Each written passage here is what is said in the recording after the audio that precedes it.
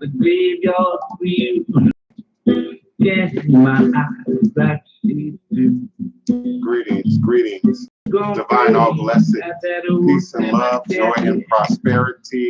Welcome to another edition of Revolutionary Voodoo, New Orleans Voodoo Secrets and Recipes, broadcasting live here in this beloved New Orleans, Louisiana. All is truly and indeed a blessing.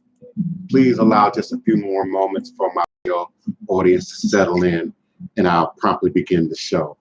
You are now listening live and always in archive at your leisure and convenience to the DivinePrince and Nylan, the Traituer, here on Blog Talk Radio and two YouTube Live platforms.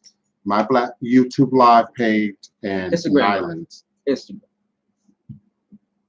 My YouTube Live page, Nylan's Instagram page, and I'm also broadcasting live now on my own Instagram page. Many of you already know where those pages and those links and those URLs are located. I'll implement them as we move forward in the show. I might be muted on my blog talk. Forgive me, Blog Talk Radio audience. I still have my mute button on. But welcome all to another edition of Revolutionary Voodoo New Orleans. And we're, as we often do, keeping in line with the ongoing theme that we've been talking about and discussing in the most previous, maybe 3 or 4 shows. I just want to make racism. Often when we're talking about spirits and manifestation of spirits and spirit, it is already implied a certain religious. I wanted to talk about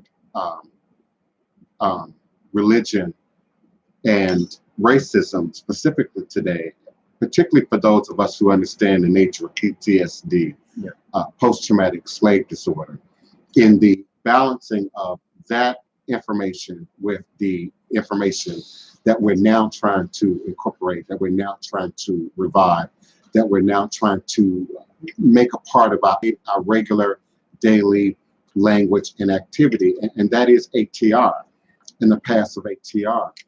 I've often talked about the idea of wanting to separate religion, if you will, from ATR, as if Africa didn't create religion, as if Africa does not own and possess religion.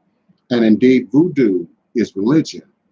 There is a God, there are deities, there's an order, there's a structure, there's a protocol, many of the requirements that go into what is religion. The idea that we do something religiously, repetitively, with a great deal of reverence and sacredness is religious in itself. And that might not be a world religion. We talked just before we came on air about other belief systems that might not necessarily classify as religion or religious, but act sometimes in a very religious, if not cult-like, ceremonial-like way, a structured, ordered, organized like way. So I wanted to talk more today about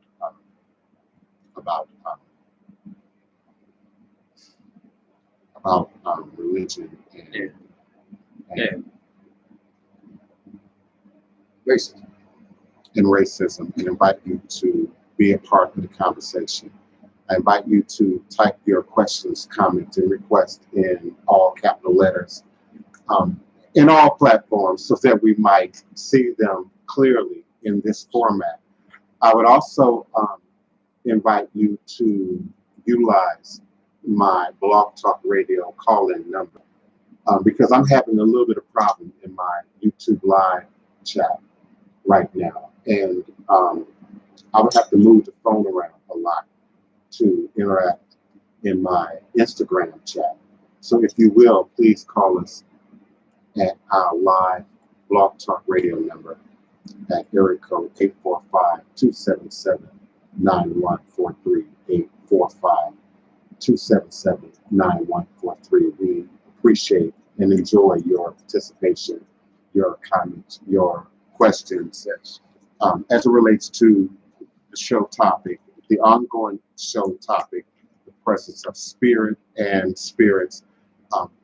But today, more specifically, religion.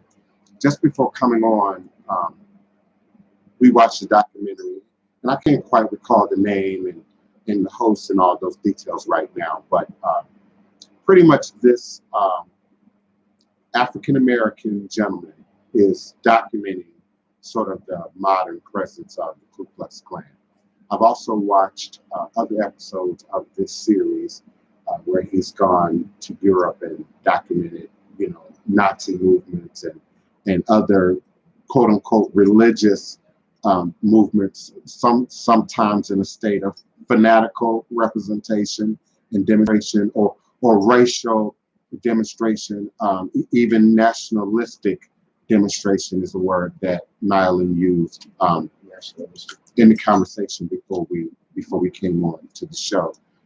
Keeping in mind the nature of spirit and spirits, and they can indeed inhabit, as we've already discussed, elementals, earth, water, fire, air.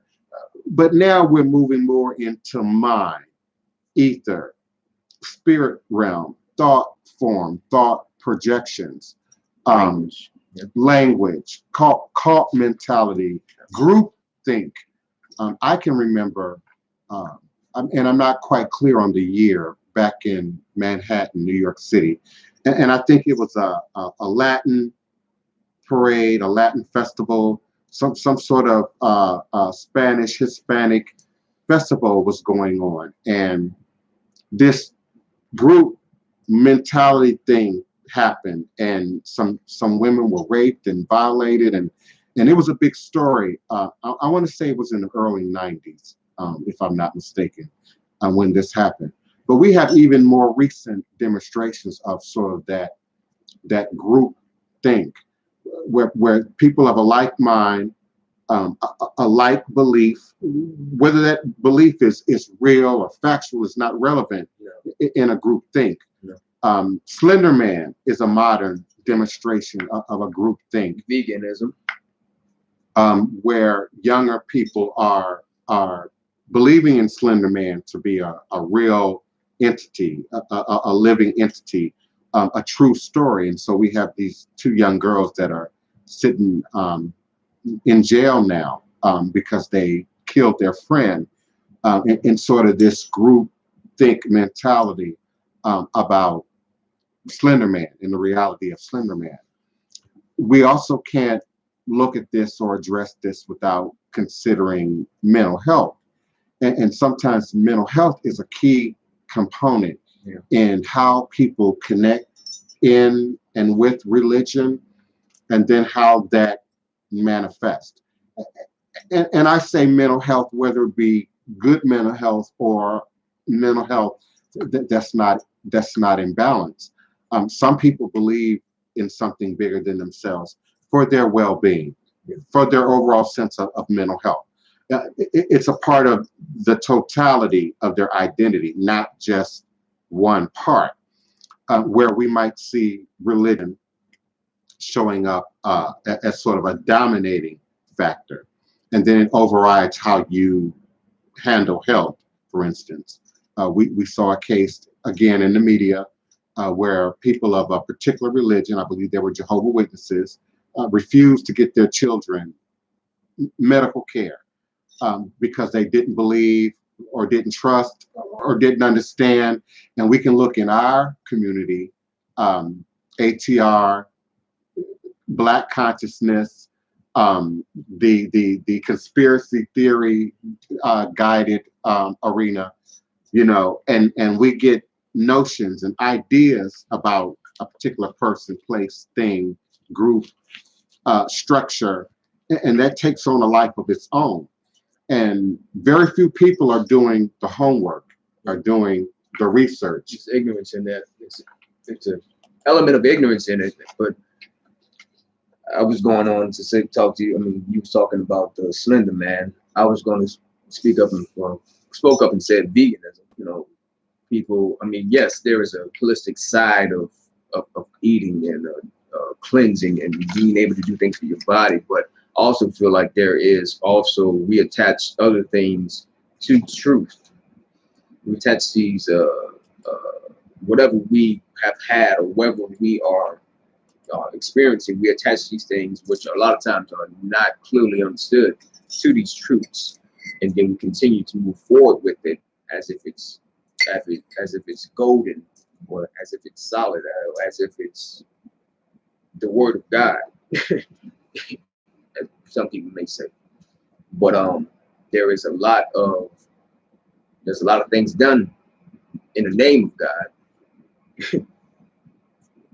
Say the Ku Klux Klan, say the whomever that has these radical groups, they always have an undertone of spirituality underneath it and in its makeup to make it a force to be reckoned with, and that speaks not so much to the power of their group, but it speaks to the power of spirit, which could be in any form, show up in any form, as the DivinePrince talks about all the time, and from day to day, concerning spirit and being careful in your demonstration in spirit, being very honest and true in your demonstration in spirit, and understanding that we all come from a place, if you're in America, where racism and the Ku Klux Klan didn't only fight and go to war with blacks, they went to war with the Native Americans that was here, and the Red Road people that has another spiritual system and another spiritual path that has lasted for thousands of years, that has not, it still exists to this day. So it's very egotistical for anyone to claim spirituality as their own. It's very egotistical for anyone to claim it to be the all, and whatever else you have is nothing. It's very egotistical to take that stand. It's very easy to take that stand too. So you have to be careful. The idea that we somehow are sort of these independent free thinkers is something that I think about a lot. I try and look deeper. And by the way, YouTube, I have no control over the chat. I can't see anything that's going on in my YouTube chat. Right now, I'm unable to even open it up in another window so that I can see what's going on in the chat. So again, I invite you to call in with your questions, comments, and requests to area code 845-277-9143. I also invite my Instagram live viewers to also call in to area code 845-277-9143 so that I can hear and receive your questions, comments, and requests. Ronald, how you doing, man? Welcome into the space, man. Greetings, peace and blessings. I know that there are people active in the live chat, but I can't see you. My chat is frozen, and in order to fix it, I would have to reboot the whole system, which would be to start in the show and begin again. So I might still do that momentarily, but right now, Kiona, I can't see anything that's going on in the chat at all. So if you bear with me, or please feel free to call into 845-277-9143, 845-277-9143. And we invite you to do it right away. We won't be with you very long today. I won't be on air with you very long today. And so I need your questions, comments, your love, your support, your greetings by way of the phone lines at 845-277-9143. Kaiser, how you doing today? Geronimo, Uncle. If you guys have any questions or comments, I can see your chat. here. So if you guys have any questions or anything that you would like to say, feel free to just type them in all caps. If you're commenting, you can comment it how you please and how you want. But we're experiencing some technical difficulties on the end of our YouTube. Yours is rolling. Keep talking. Yeah, today we're discussing the topic